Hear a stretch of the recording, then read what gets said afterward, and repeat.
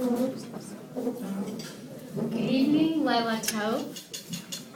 I am honored to have the opportunity to speak to you tonight about my father. Each of you know my father as the name on the buildings that you see as you walk around Efrat. His name, along with the name of other members of my family, dot the landscape of your wonderful town. I am sure that many of you think of him as just some random philanthropist from the United States. But to me, the man you are honoring is my father. The father to my two sisters and brother is the father-in-law to my husband, brother-in-laws, one of who is here tonight, Dr. Larry Jefferson, and to my sister-in-law. He is also the grandfather of 14, 3 of whom are married, and a great-grandfather of 2. Growing up with him was a tremendous pleasure and privilege. I have learned many things from my father. He had some great expressions which still guide me today, like read the newspaper. You should know what is going on in this world. Or chance favors the prepared mind. Or of whom much is given, much is expected.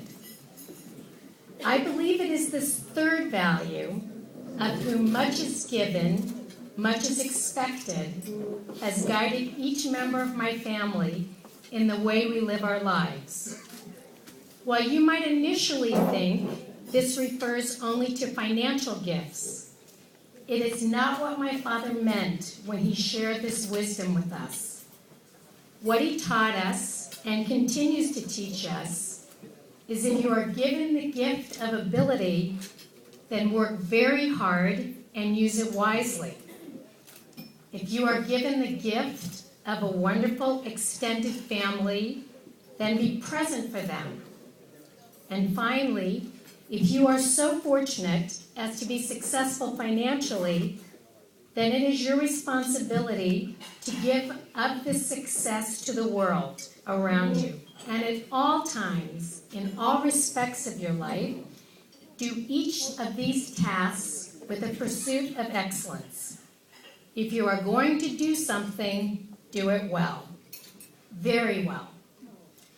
I have watched my father do each of these things. It is not just something he talked about, but something all of us have seen in action. He has worked hard his entire life.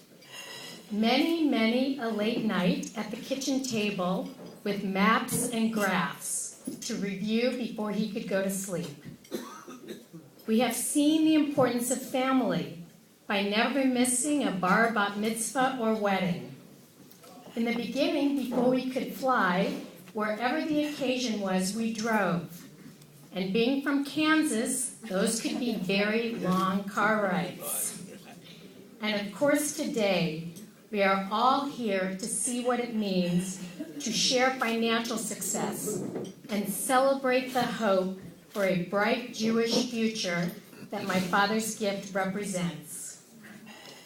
A small illustration to share with you of my father's belief that anything you do, you must do very well is probably evident tonight.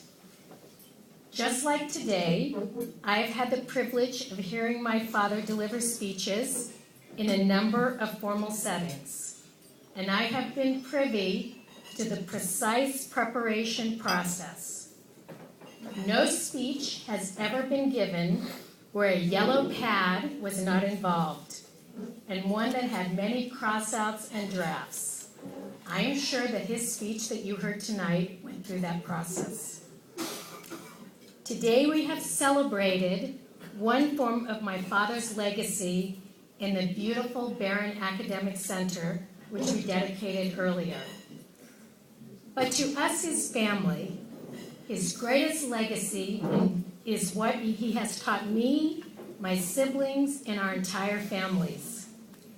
I hope my dad will take great comfort from reflecting on the words spoken in the Talmud, Tractate Kedushin 30a.